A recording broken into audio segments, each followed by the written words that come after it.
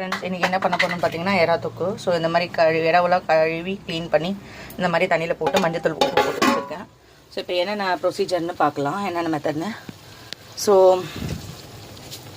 எண்ணெய் ஊற்றிருக்கேன், சோம்பு கடுகு போட்டிருக்கேன், அதுக்கப்புறம் வந்து வெங்காயம் கட் பண்ணி போட்டிருக்கேன், பிரிஞ்சி இலை போட்டிருக்கேன், புதினாவை வந்து போட்டிருக்கேன், உப்பு, அதுக்கப்புறம் வந்து நல்லா வதக்கியாச்சு.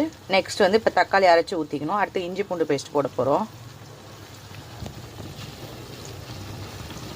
பார்த்தீங்கன்னா ஃப்ரெண்ட்ஸ் வெங்காயம் நல்லா வதங்கிச்சு. இப்போ நம்ம கழுவி அரைச்சி வச்சுருக்க தக்காளி ஊற்றுறோம். தக்காளியோட சாஸ், தக்காளி விழுதுகள் தமிழை இதை ஊற்றிட்டு இது ஒரு 10 மினிட்ஸ் மூடி வச்சுருங்க. அதுக்கப்புறம் இஞ்சி பூண்டு பேஸ்ட் ஆட் பண்ணிக்கலாம்.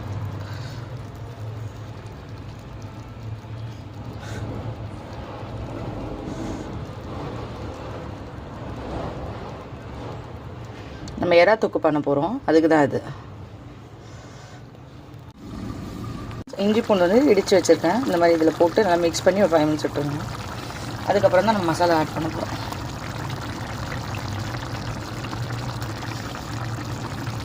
கொஞ்சம் கருவேப்பிலை போட்டேன், கொத்தமல்லி கொஞ்சம் போட்டேன். ஸோ இப்போ நல்லா இதுவாகிடுச்சு தக்காளி. நேரத்தில் குழம்பு மிளகாத்தூள் போட்டுக்கோங்க, தேவையான அளவு போட்டுக்கோங்க. போட்டு நல்லா கலரி விடுங்க. வந்து மிளகாத்தூள் கொஞ்சம் நல்லா பச்சை வாசனை போயிடுச்சு. இப்போ இந்த நேரத்தில் எறாவை போட்டு மிக்ஸ் பண்ணிக்கோங்க. அதுக்கப்புறம் ஒரு 15 மினிட்ஸ் மீடியம் ஃப்ளேமில் வச்சுட்டு தண்ணி ஊற்ற வேண்டாம். நல்லா எறாவில் இருக்க தண்ணியே வெந்துடும். 15 மினிட்ஸ் 10 to 15 மினிட்ஸ் கழிச்சு பார்க்கலாம் அப்படி இருக்குன்னு.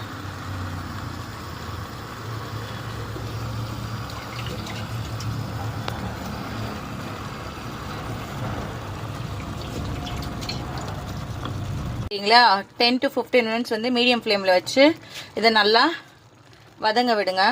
எறாவும் வெந்துடும் அந்த டைமில். சரிங்களா, ஸோ இது நல்லா இதுவாகட்டும். எறா சுருண்டு வரும். இப்போ எப்படி இருக்குது எறா நீட்டாக எறா சுருண்டு வரும். சரிங்களா, நல்லா கலரி விட்டிங்களா, நல்லா கலரி விட்டுருங்க. அப்போ தான் மசாலாவோட அது இதுவாகும். இதில் எந்த ஒரு ஆர்டிஃபிஷியல் இதுவும் போடலை. வீட்டில் இருக்க மசாலா வச்சு ரொம்ப ஈஸி.